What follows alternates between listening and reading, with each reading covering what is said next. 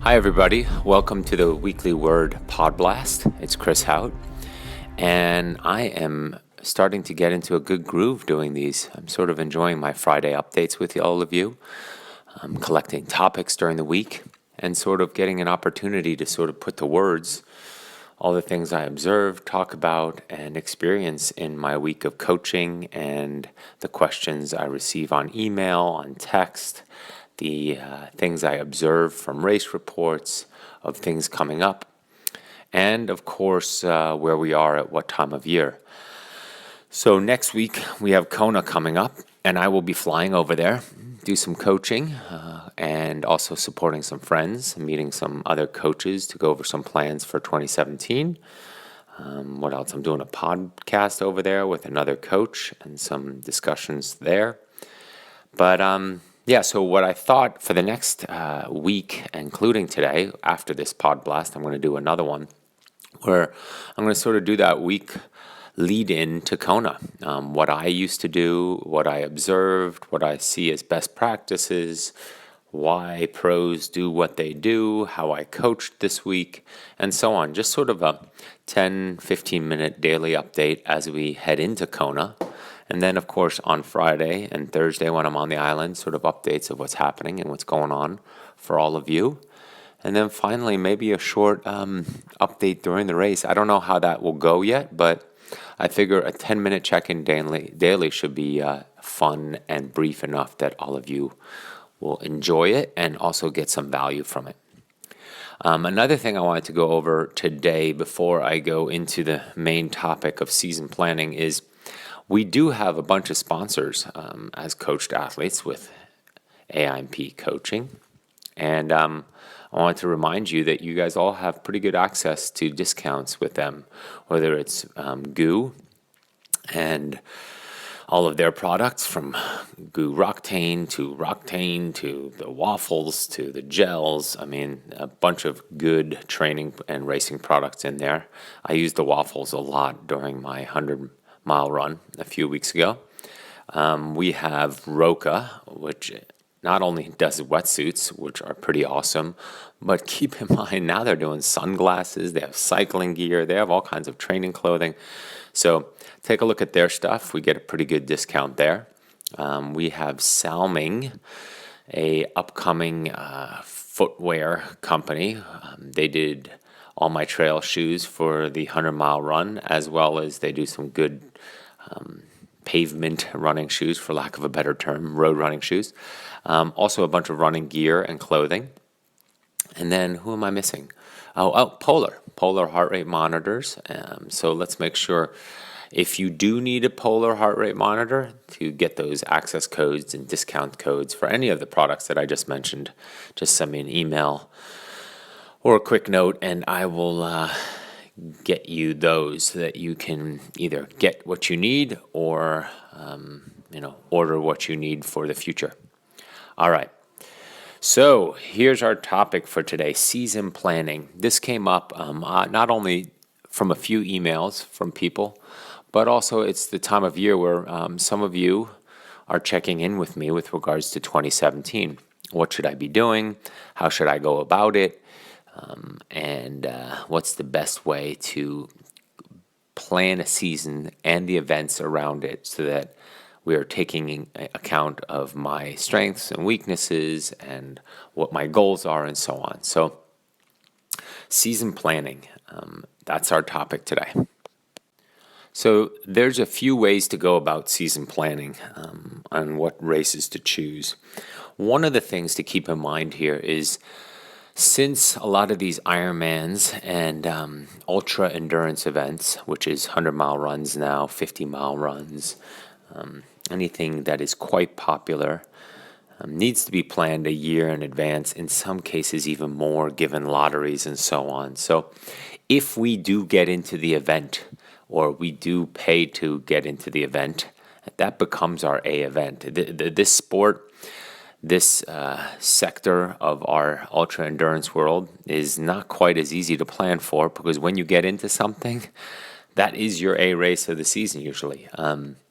Now, of course, some have the goal of qualifying for Kona or different events. And of course, that becomes a different focus as we plan for the season. But keep in mind, in general, we have our events, our A events that we purchased a year or so in advance. And those are sort of the building blocks that we base the season planning on. So especially, for example, Ironman. You're going to pay and be entered in an Ironman oftentimes a year or maybe a little less in advance. There are a few events that no longer require that big prepay a year out, but those are also not the most popular events. And so there is always that strategy, just to say that. I mean, you could, of course, plan your season around the less popular ones and go to race, very similar as pros do. Go to a race, an Ironman race, a 100-mile run, a 50-mile run, whatever the event is, knowing once you have the fitness and you have the indicators from training that you are ready to do that, let's say in 6-8 weeks. So there you have it. There's one strategy you can go by. I say because of the pros do it because, yeah, they have their access with regards to the races. They do need to be a little bit more organized than just showing up 2-3 weeks prior and saying, hey, I want to get in. But for them, in many cases, it's also where they have the fitness, they've built up the stamina and the endurance and the strength and everything that they feel good to say, okay, in 8 weeks, I am going to do this race. And then they'll enter into the race. So the questions of the season don't become quite as pre-planned. Oftentimes, they do have a plan high level for the season, whether it's KPR points for Kona, whether it's their goal of Kona, where they're going to do a PR, etc. But again, their ability to get into a race when they're ready to get into a race is completely different. And so age group racing has now sort of opened the door a little bit to that approach too, because of a couple of these races that don't fill up. So another thing to keep in mind with regards to season planning is, what is your goal?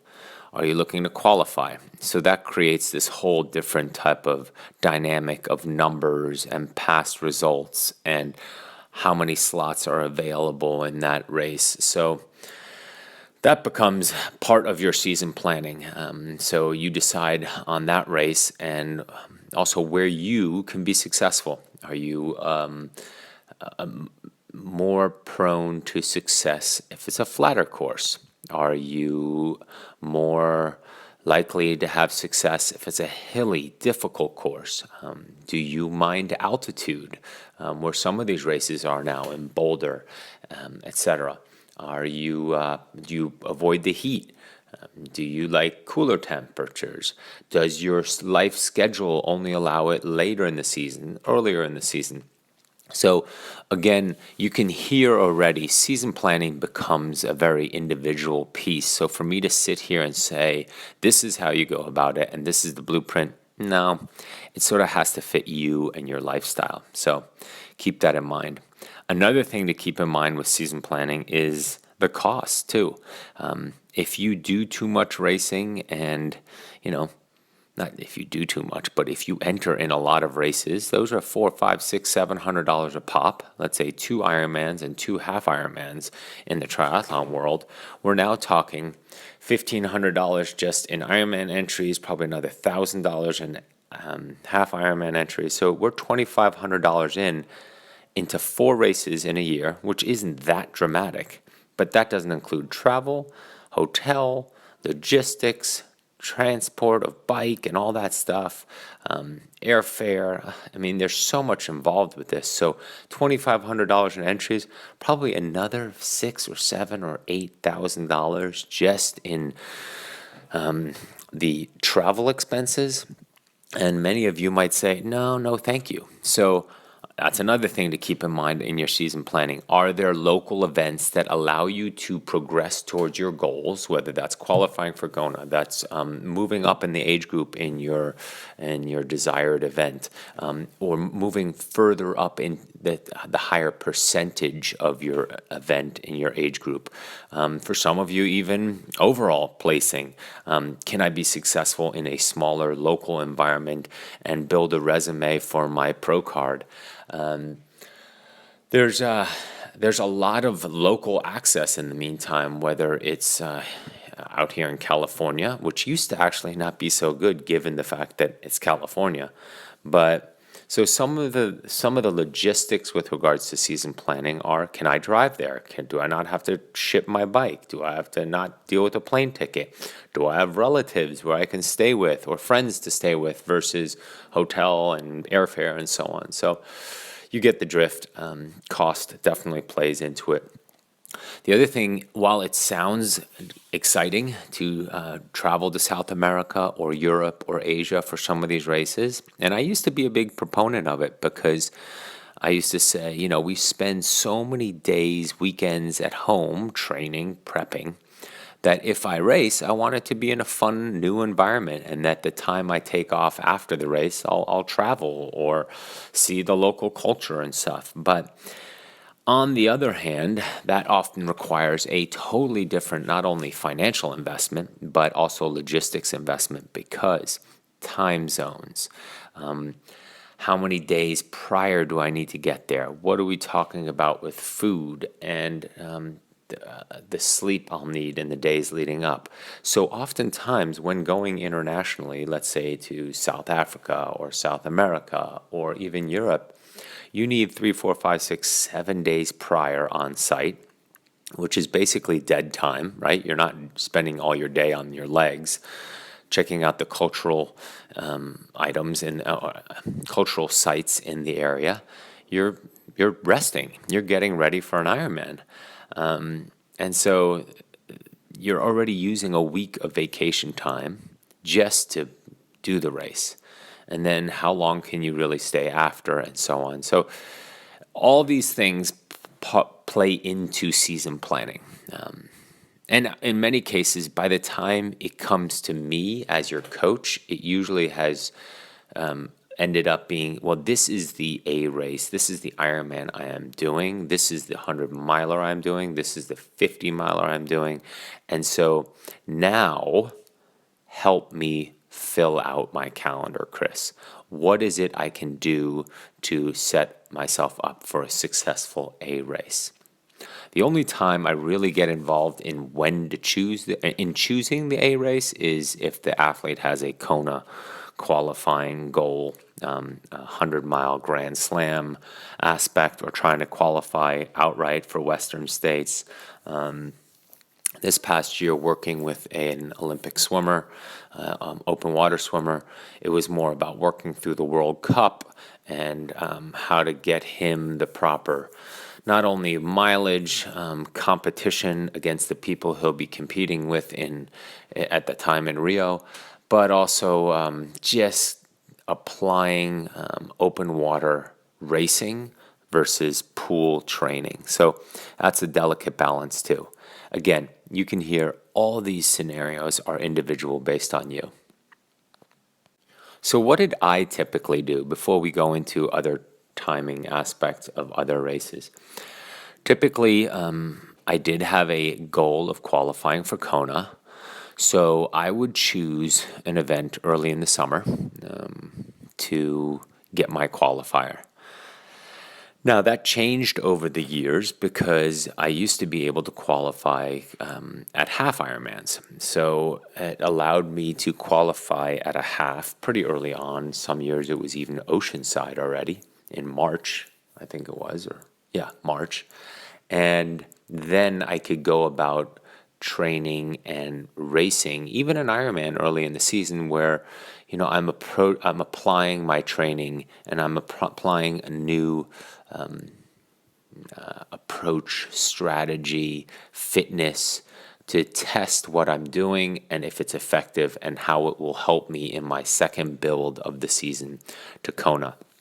I was also quite careful to be smart early in the season and not overload myself with either too serious of a training block, knowing that I have another one coming, as well as just being smart on saving my body. I knew the bigger load was coming and that the season was quite long. If I'm doing too much in May and April and even in June, I knew that come August and September in prep for Kona, I would be fried. So that's something also to keep in mind for all of you. How do I structure my season to grow through it versus hit it out of the park right off the bat and try to maintain fitness? On a side note, maintaining fitness for 6, 7, 8 months is impossible. Don't let anybody tell you that, because it's not true. Whether in swimming, whether in cycling, whether in triathlon, whether it's endurance running, any type of event, you cannot maintain the edge and that type of fitness needed for a successful, digging deep, pulling every last ounce out of you type of ultra endurance event. You cannot maintain that mental edge as well as physical edge for 6, 7, 8 months. So knowing that, you need to structure your season and your approach and your training and your build to have sort of that double peak.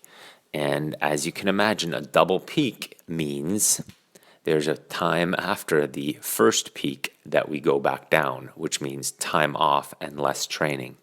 And that's very hard for people to do, to come out of, let's say, a really good first peak and feeling really connected and positive and motivated and energetic to get the next training block going and continuing to progress.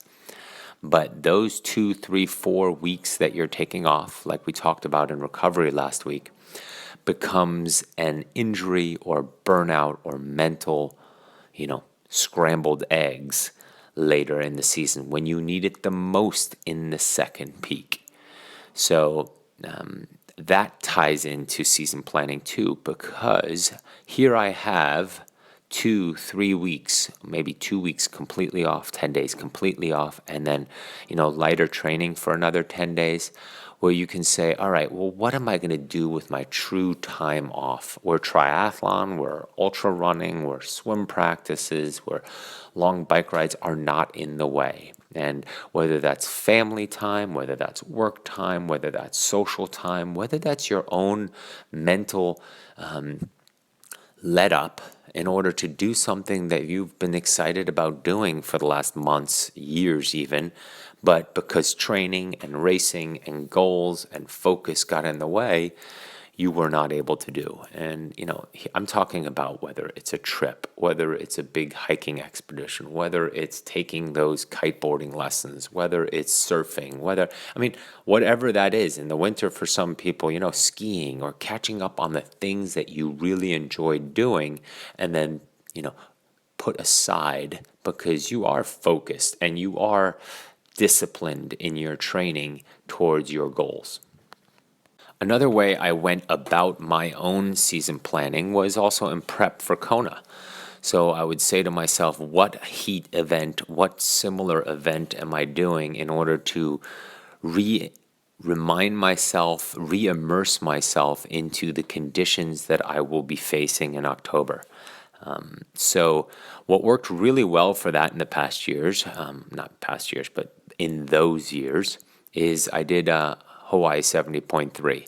I did that a couple of years because it was really good to be on the course of Kona and just to refamiliarize yourself with that and really put yourself into that mental state, even though it's for a half, but racing on the course and feeling the heat.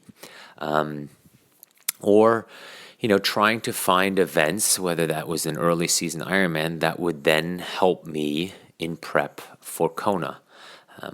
I was not very successful with that, quite honestly, when looking for it. And what I mean by that is I didn't have the funds, the time, the availability, or quite honestly, the interest to go over and do Ironman Lanzarote, which I heard is by far the best prep for an Ironman Kona. It's just another volcanic island. It's a very similar type of climate and heat and terrain and course to prep you for it. May was not a good time of year for me to be going to Lanzarote for, a week prior and a week after and so on. But so the 70.3 in Hawaii was great. So what my point that I was saying earlier I was not successful with is what happened is if I was looking for a race that mimicked Kona, it never was. It was either cold or rainy or hillier or whatever that race was. When I wasn't looking for it, especially the last few years, it turned out to be some of the hottest record days in prep for Kona, and not by planning. So Coeur d'Alene last year, 105 degrees on the run course. I'd say that was pretty good Kona prep. Canada a few years ago, also 103, 104 on the run and bike course. I mean, just ridiculously hot. So those were exciting because they allowed me to mentally, early in the season, push myself into that environment, into that suffering of the Kona heat. But it was never planned. I tried it with Brazil a few times in trying to find the heat. Did Brazil twice. Didn't work. It wasn't nearly as hot. Didn't bother me nearly as much as a Kona does. The other thing to keep in mind is early in the season, your fitness is not quite 100% there. So trying to mimic what it will feel like, whether it's body composition and how lean you are and your prep for the Kona build, you want to be healthy for that. So you don't want to be too lean in May or June, as well as just overall your fitness. You're probably a little bit more fatigued. Your build was a little bit different. So in our training, if that's our goal, we're sort of working our way through new approaches and seeing what works for that first Ironman to really hit Kona on all cylinders. So that's basically what I did. I would have that early peak, try to race well, make sure all my approach and training and my brain game was all aligned, and then take some time off and then begin the real big build, the mental focus build, the longer days build, longer runs build towards Kona. I'd usually save that until mid-July. So the good thing is with an early season build, you have a great level of fitness in you, but you're not taxing yourself quite that much, and you can hit that, let's say, mid-July or that next build phase. I shouldn't say specific dates because everybody's race is different if they're doing 2 Ironmans in a season. But you at least enter with a good platform, you're fresh, and you can right away jump to quicker volume or a bigger volume in a healthier manner. We don't need to do that very gradual, healthy build. So the main aspect of season planning is some general logistics. Of course, you're thinking of a half Ironman if you're getting ready for an Ironman 6 to 8 weeks out. You're getting 5-6 hours of a strong racing effect, a dry run through all your logistics, transitions, feeling what it's like to be out there in a controlled environment, aid stations, how you're riding through everything, how you're running through everything, transitions properly set up, race nutrition, race hydration, race clothing, race gear on the bike. Everything is hopefully dialed 6 to 7 weeks out so that you're just doing it longer, but you're not doing it much different. Sure, you might use different wheels, or sure, you might use some different clothing at different things, at different events with regards to length, but overall, 6 to 8 weeks out is ideal. You could do a half Ironman 5 weeks out, but this is where you get into the second point that I'm trying to make, and that is the compromise of racing versus training. And there's some very, very important, valuable race simulation, race prep weekends, 3, 4, 5, 6 weeks out, that you might not want to skip in order to just do a race that doesn't mean enough to you to have a strong result. I don't believe much in training races, going in super tired and just blowing it out, not putting forth the best effort. because then we don't need to race at all. Of course, there's exceptions to that, and that's more to deal with the mental strength of the athlete, but that's a different story, and I'll go into mental strength, mental agility, and some of the work I want to do there in a future podcast.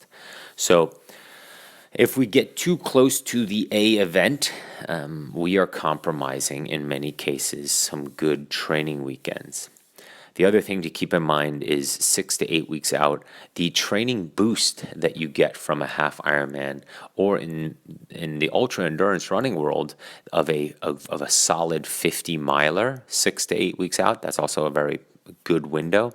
Is there too? You have a training boost. The effort, the focused, controlled, strong effort for 5 to 6 to 7 hours prior to your A event, which is oftentimes half the time, maybe a little bit more and a little bit less, has a significant training boost that you will see a week to 10 days post-event, where that really seeps into your body and you feel even stronger, even more controlled.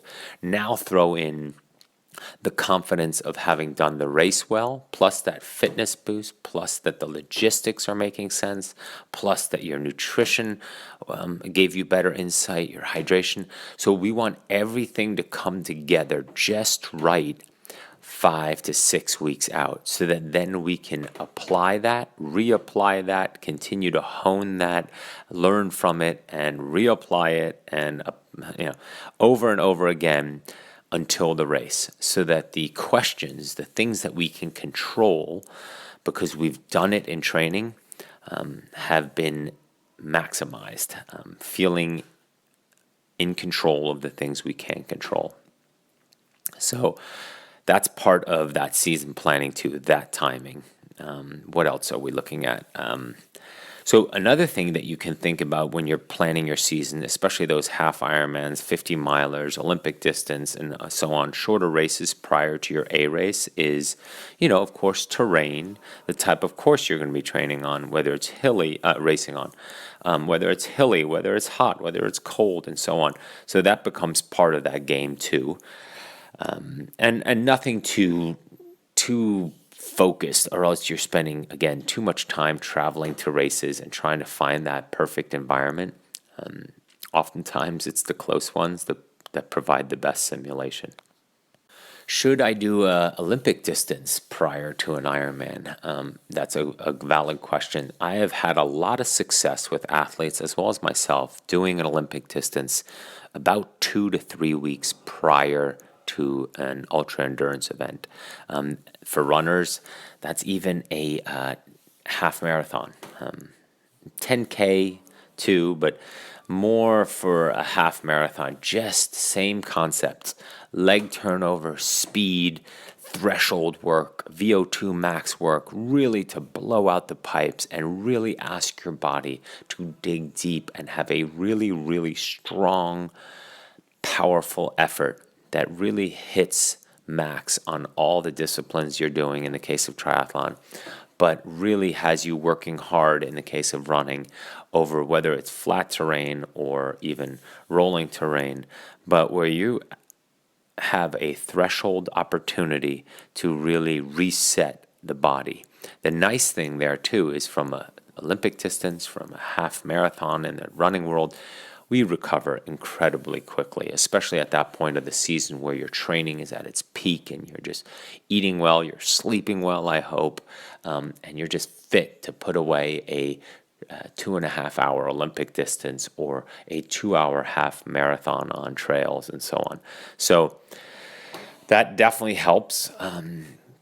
That is part of your season planning too, for sure, especially if you have a local one where you can wake up, just go do it, and have a successful training day from it. Not because of you didn't approach it right, but because it's a successful training day that you can do it close to home. Another question that comes up quite often is, how often should I race? So I just gave you scenarios for the half Ironman, the 50 milers, and so on in prep for your A race, your Olympic distance stuff, your shorter stuff. The race frequency question is, again, individual. I find it very helpful for those struggling mentally in order to execute a successful race strategy to race frequently, to continuously apply a strategy to risk failure, to feel failure when it's called for, and therefore take corrective action. The challenge with not racing enough for those that need that type of training is we put so much pressure on that one event, on those few events, that it almost it handicaps us. It ties our hands behind our back, whereas we're almost too nervous and too worked up about that event. We trained for a year for this Ironman. We trained for a year plus for this event, this 100-mile run, whatever it is. And so come the day, of course, if you don't have enough races and enough opportunity to test your abilities, to build that confidence, to know that you can do the distance, to have practiced the discipline and the mindset in order to successfully execute a race strategy, to have failed, to understand why you failed or what went wrong nutritionally. All those things are key to test and to prep for, and races are oftentimes a great opportunity to do that. Sure, race simulation is really effective for many of you in training, and you do your best. You set up your aid station. You try to keep the transitions to short windows. But racing and training is a big difference, and the main piece there is your mental focus, your mental connectivity to racing well is way higher during a race than it is in training. From how hard you swim and how much it means to you, to how you coast on the bike, to where you stop or that you don't have closed roads or you have to deal with traffic on the bike, to how hard you're truly running versus thinking about the next workout and if you recover better for this next workout if you don't race or run that hard right now in the race simulation. It's just, there's too much you're asking yourself to do on its own without the added bonus of it being in a race and a controlled environment, it being safe, it being supported. So racing has a ton of benefits. And for those of you that need race experience, that's an individual thing that you and I, or you and your coach should be working on. But there's also value to being able to train and to keep a controlled environment and to get sleep. So it's all about what we can do by maximizing the limited training time we have, maximizing the progress we can make, maximizing our progression towards our goals, whether that's physical or mental or logistics or nutrition or all the things that go into a successful race. So again, as you can hear, and as I'm winding this down, season planning does become an individual component that you should be working on with your coach, with me, if you're listening to this. The other thing why I brought the season planning up on the Pod Blast is because I want you to know how I go about it, how I think about it with you, and what's important to that, so that when you're thinking about it before we review it, you understand it. So that's basically it about season planning. I want to quickly go through an example of what has come up in the past and why we worked through it. So this is the last piece. So if you want to turn off now, you're not going to miss anything other than this example. But again, I want to be good about being brief, and I think I'm at like 35 minutes again. So my example that I'm working with is a woman who I've been coaching for a few years, and she had two alternative race plans for the following year, for the upcoming year, actually, 2017. And one of her race plans was to travel internationally to go to an Ironman. Maybe do some tune-ups domestically, but the main A race was international. And it looked good on paper. It had a variety of good slots. The historical times were not that fast. The course suited her. And the race set up well. Right time of year, great location, and so on. But it was also supposed to be an international travel destination. And many Ironmans in the meantime are. And her alternative schedule had her a lot more local here in California, doing an Ironman in California, and a little bit more competitive in Europe. Europe usually is more competitive, but also more slots. And throw into it that locally, the lead up was a little bit less ideal because the race is a little bit earlier in the season. But overall, those were the two plans. They could have gone California or they could have gone international. She's a professional that travels a fair amount for work, nothing too crazy, probably 2 or 3 trips a month, nothing dramatic. But occasionally she does have a longer international travel trip. And the key here, though, is that her family really enjoys travel. They enjoy going on trips together. And so we quickly came to determine that her desire to travel internationally was more also to satisfy a international travel trip with the family. So, yeah, we quickly nixed that, mainly because there is no sense and good outcome to mixing travel, an intent to travel culturally, to see the sights, to experience different places, and doing an Ironman. It just doesn't work out like that. We all know, like I said earlier, the lead-in time has you staying in one spot. It's quite boring. It's not really a family trip. Post-Ironman, you're sore. You're not really at the energy levels that you need to be to do a true international trip. And at that point, anyway, your family is so ready to move on and do more exciting things versus sitting around, and that's the last thing you're thinking of. So we quickly went to the alternative in California. But this is actually a good example of why season planning becomes important.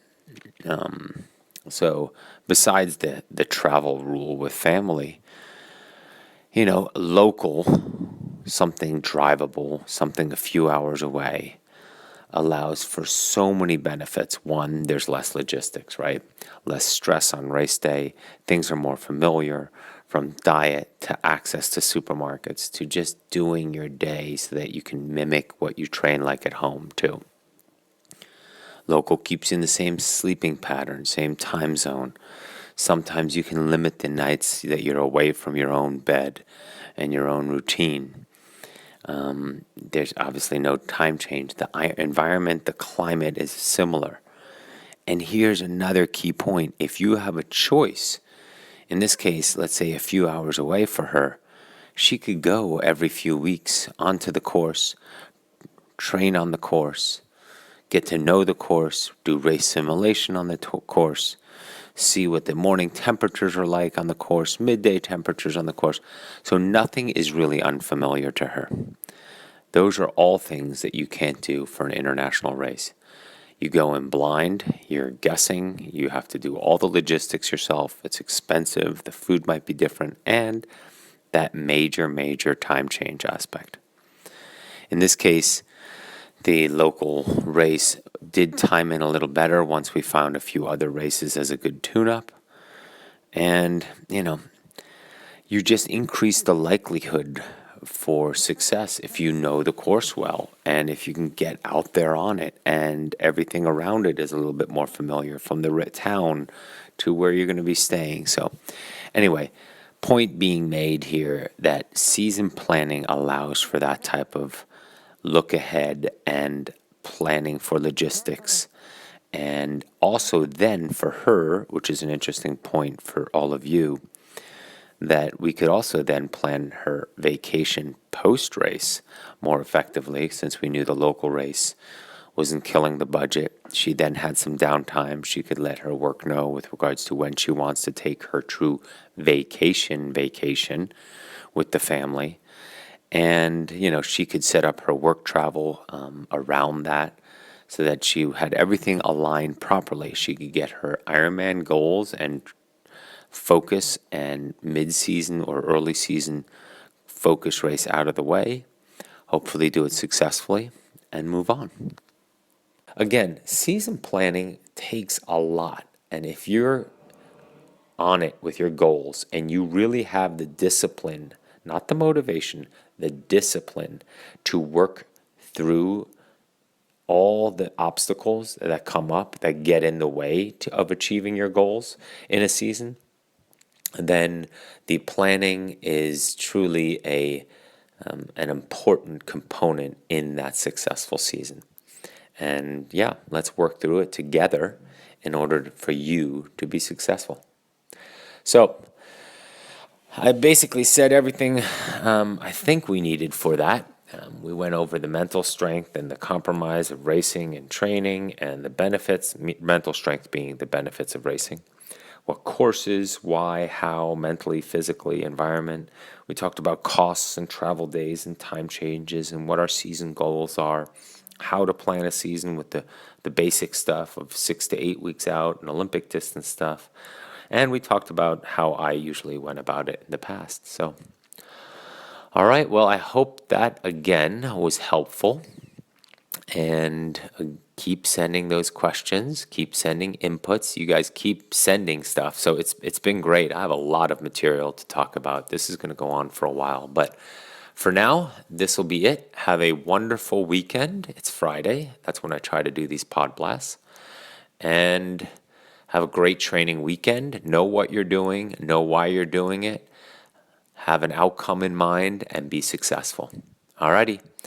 Progression, not perfection. That's the goal. We want to be better tomorrow than we are today. We want to be better come Monday than we are today, meaning that the weekend moved us forward towards our goal in some small way. And yeah, progress. Progress, ever so gently, but progress. All right, have a great weekend. Bye.